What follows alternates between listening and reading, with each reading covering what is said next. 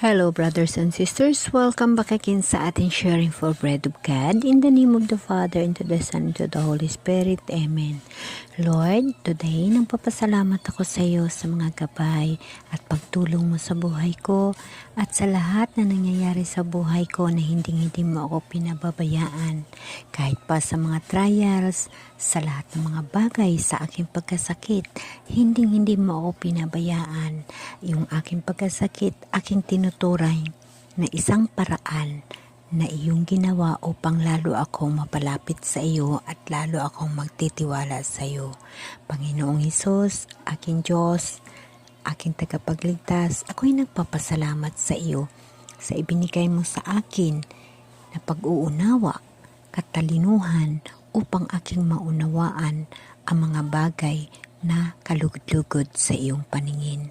Panginoong Hesus, ako'y nagpapasalamat sa lahat ng grasya, sa lahat-lahat na nandito sa akin. Lord, maraming salamat. Amen.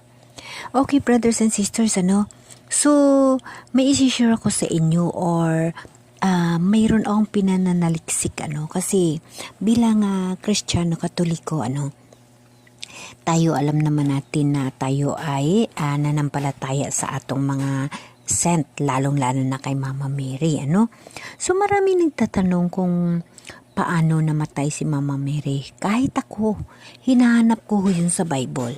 Hindi ko pa lubos na unawaan, ngunit ako'y naghahanap ng paraan upang magkaroon ako ng mga ideya. So, ang mga ideya na aking nalalaman or aking hinahanap ay mga ideya ito na atin pa dadagdagan at tutuklasin sa pamaraan ng Biblia.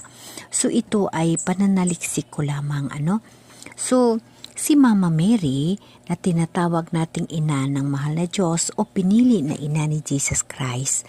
Sa tradisyon ng mga Kristiyano ay may iba't ibang pagtuturo tungkol sa kanyang kamatayan sa iba't ibang denominasyon ng Kristyanismo. Yes, kayo, hindi ko alam kung mayroon kayong ideya o ano ang pagkakaalam ninyo ukol kay Mama Mary sa kanyang pagkamatay. Kagaya ng mga Mesiyas kagaya ng mga propeta natin o ni Jesus Christ na Mesiyas o ng ating Panginoon Diyos, siya ay namatay at nabanhawa, At si Mama Mary, ang kanyang piniling ina. So kagaya ng mga propeta natin, may iba't ibang mga pamaraan ang kanilang pagkamatay.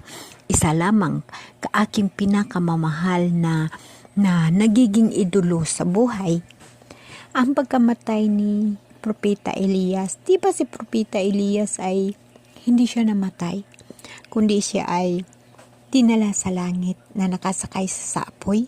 Napakaganda, So, ganun din kay Mama Mary, Ipagpatuloy natin. Sa tradisyon ng Romano Katoliko at ng silangang Ortodoksiya, ang Birheng Maria ay tinuturuan na siya ay dinala sa langit ng buong buhay na kilala bilang Assumption o pag-aakyat sa langit.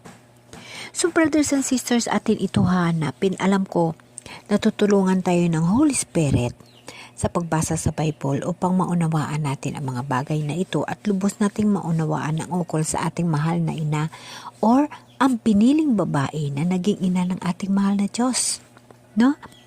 Ang pagtuturo na ito ay nagsasabi sa Birheng Maria ay hindi nakaranas ng kamatayan na katulad ng ibang tao, kundi siya ay dinala ng Diyos sa langit ng buong buhay. So bilang tayo'y nanampalataya sa kasabihang ito, of course hanapin natin ito sa Biblia, pero para sa akin, sa ultimong paniniwala o ultimong alipin ng mahal na Diyos, ako ay naniniwala na totoo yun. Si Mama Mary ay dinala sa langit. Dahil kung nakikita ko doon kay Propeta Elias na siya ay hindi namatay, kundi siya ay dinala ng mahal na Diyos sa langit, pinasakay sa apoy. Magagawa ho yung kay Mama Mary dahil siya ay ina. Dahil siya ay ina ng ating mahal na Diyos at pinili siyang nanay ng ating mahal na Diyos. Kaya ako ay naniniwala. Ngunit of course, kailangan natin sa ating mga tao Sa aking sarili ako'y naniniwala, ngunit sa aking mga kapatid, sa mga tao sa mundo, kung kulang ka sa tinatawag na ebidensya or pagpaliwanag, wala akong maniniwala. Ngunit para sa akin, binibis ko yun kay Propeta Elias. Kung si Propeta Elias ay dinala ng Diyos sa langit at pinasakay sa apoy at hindi siya nakaranas na siya ay namatay, how much more kay Mama Mary na ina ng Diyos? Diba? Tayo mga tao sa lupa, mahal natin mga nanay natin. How much more ang ating mahal na Diyos na puno ng pagmamahal sa tao. Siyempre, mahal na mahal niya ang Mama Mary. No? Ngunit hindi ko pa nakikita yon upang patunay. Ngunit manatili akong maghahanap ng paraan sa pagbabasa ng Bible upang aking mapananaliksikan ang buhay ni Mama Mary. Pero para sa akin, ako ay naniniwala na dinala siya sa langit. Ngunit sa akin lang ho yung paniniwala. Dahil ako'y naniniwala sa mahal na Diyos. No? So ipagpatuloy natin. Sa Romano Katoliko, ang dugma ng Assumption ay pinahayag ni Papa Pio XII noong 1950 na sa kanyang Constitution na Municipissimus Deus. Ayon sa dugma na ito, ang Birheng Maria ay pagkatapos ng kanyang buhay sa lupa, siya ay dinala ng Diyos sa langit ng buong buhay sa katawan at kaluluwa. No? Di ba? So, napakaganda. Napakagandang mga kasabihan at dapat natin alamin, no? Ang Biblia ay hindi nagbibigay ng detalyadong paglalarawan ukol sa kamatayan ng Birheng Maria. Sa kasalukuyan, ang Biblia ay hindi direktang nagsasabi na si Birheng Maria ay namatay. Tama. Ganun pa man, ang ilang mga talata sa Biblia ay nagbibigay ng mga pahiwatig tungkol sa buhay at papel ni Birheng Maria pagkatapos ng pagkamatay ni Jesus Christ. Halimbawa, sa Lucas chapter 2 verse 9 at sa Lucas chapter 2 verse 51 ay nagsasabi na si Birheng Maria ay nag-iingat ng mga salita at pangyayari ukol sa buhay ni Jesus Christ. So yung mga ito, bibigyan natin ito ng atensyon. Ganun din sa Gawa chapter 1 verse 12 to 14 ay nagsasabi na si Birheng Maria ay kasama ng mga apostol at iba pang mga taga-sunod ni Jesus sa Jerusalem pagkatapos ng pagkamatay at muling pagkabuhay ni Jesus. No? Ito lang yung pinapalabas sa Biblia, yung mga bagay na kung saan si Mama Mary makikita natin ano nga nakasulat doon. No? Sa Romanong Katoliko at Silangang Ortodoksiya, ang pagtuturo tungkol sa kamatayan at pag-akyat sa langit ni Birheng Maria ay nakabase sa mga tradisyon at pagtuturo ng mga sinaunang Kristiyano. Nagsasabi na siya ay dinala ng Diyos sa langit ng buong buhay. Diba? Ang pag-akyat ni Birheng Maria sa langit ay hindi direktang binanggit sa Biblia. Ganun pa man, ang ilang mga talata ay maaaring bigyang kahulugan bilang mga pahiwatig tungkol sa kanyang pagtawag at papel sa plano ng Diyos. Tama. So, dito natin makikita na ang sa Biblia ang nakasulat lamang kung paano siya binigyan ng pahiwatig o binigyan ng informasyon na sinugo ng anghel na siya ay magdadalang tao, 'di ba? Yun lang ang nakalagay doon. Walang direktang nagsasabi na siya ay namatay. O hindi mo makikita. Ganun pa man, ang pag-akyat ni Birheng Maria sa langit ay hindi direktang binabanggit sa Biblia at mga detalye tungkol sa kanyang pag-akyat ay nakabis lamang ito sa tradisyon at pagtuturo ng sinaunang Kristiyano. Tama. Ngunit bilang tayo na nanampalataya at nagtitiwala at nananalig sa mahal na Diyos, mismo tayo gabayan ng Diyos upang mapanaliksik natin ito at maunawaan. Ukol kay Mama Mary, ngunit para sa akin, ultimo lamang ako nananaliksik at nanampalataya sa mahal na Diyos at nagtitiwala sa mahal na Diyos. Aking nabasa na si Propeta Elias ay umakyat sa langit na nakasakay sa apoy. Hindi siya namatay. So, ang pag-akyat ni Mama Mary na ayon sa pagtuturo ng tradisyon at ayon dito sa ating Santo Papa, no?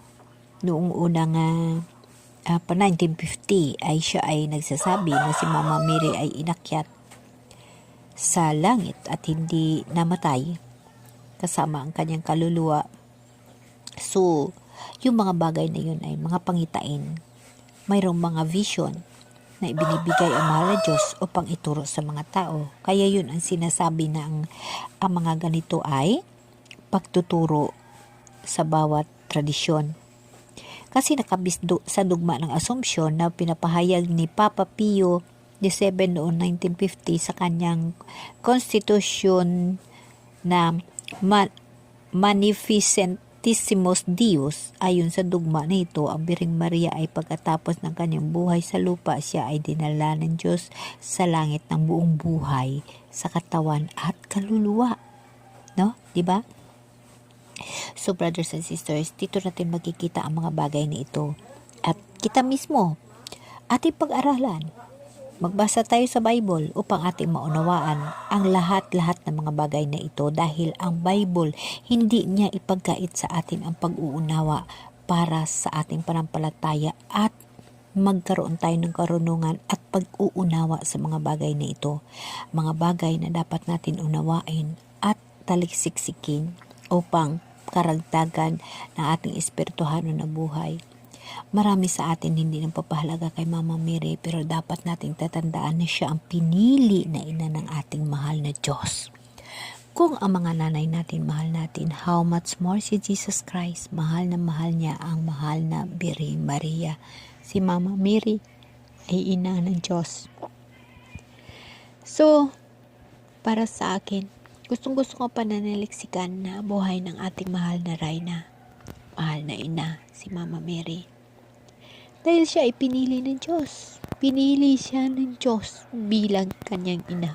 Napakahalaga sa kanya. So, dapat natin pahalagaan ang ating mga ina. Pahalagaan natin si Mama Mary. Alamin natin ang buhay niya. Dahil siya ay pinili ng Diyos. Pinili siya ni Jesus Christ na maging ina. Napaka-importante sa kanya ang kanyang ina. Ganon din tayo. Kung inyong naunawaan, di ba mahal na mahal natin ang ating mga nanay? Ganon din si Jesus Christ. So ganon din tayo. Mahalin din natin si Mama Mary. Para sa akin, kung si Elias, si Propeta Elias, mahal ng Diyos, at hindi siya nakaranas ng kamatayan, kundi siya ay inakyat sa langit na nakakasakay sa dragon na apoy, how much more si Mama Mary? Amen? Amen.